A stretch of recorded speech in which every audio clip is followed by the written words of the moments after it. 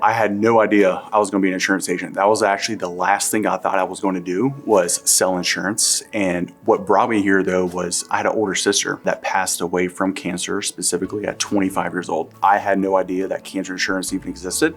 So once I saw the product, I was like, this is like a sign from God that I should be doing this. Especially with the fact that we do return on premium products. I was like, this sounds too good to be true. I would buy this for myself specifically. So I knew that if I felt like that, I can sell this to families. So just the impact that I saw that this product makes is what drew me here. So the great thing about here at Globe Life Family Heritage is that the systems are already generated. So you just have to be coachable enough to follow the systems and they work. That gave me confidence because I didn't have any insurance industry experience before this, but I knew that if I followed the blueprint that they had, they're like, hey, if you do this, you're gonna get this.